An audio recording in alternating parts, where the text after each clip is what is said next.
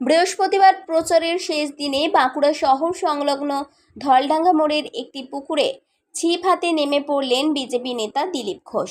ওই পুকুর থেকে একটি মাছও ধরতে দেখা যায় তাকে। দিলীপ ঘোষ জানান, মিন দর্শন করেই দিন শুরু করব, বাকি ধরা ইতিমধ্যে হয়ে গেছে। একই সঙ্গে তার দাবি বিজেপি জিতে গেছে, শুধুমাত্র আসন সংখ্যাটা 4 তারিখ জানা যাবে বলে তিনি জানান।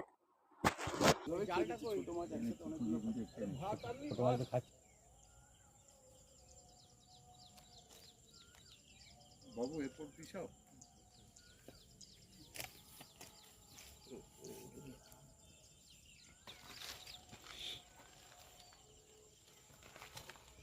বেল পড়েছে নাকি আলুর মতো? কি বেল নাইলো সফেদা বেল। উত্তর কলকাতায় তৃণমূলকে হারাবে। এক সপ্তাহের মধ্যে 3টি সভা করেছেন মমতা বন্দ্যোপাধ্যায় উত্তর কলকাতায়। অনেক জায়গায় তৃণমূল হারাবে, সাধারণ মানুষও হারাচ্ছে, তৃণমূলকে হারাবে। এমনকি সংখ্যালঘুদের মধ্যে এই ট্রেন্ড দেখা গেছে। সেটা নির্বাচন যখন রেজাল্ট ঘোষণা হবে বুঝতে পারবেন।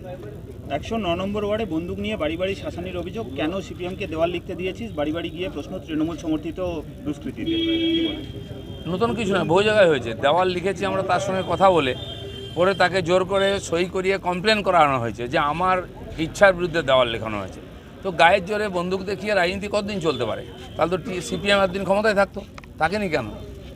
দুষ্কৃতকারীদের হাতে পুরো পার্টিকে তুলে দিয়েছেন মমতা, পুরো সরকার তুলে দিয়েছেন, এখন নির্বাচনটাকে তুলে দিতে চাইছেন।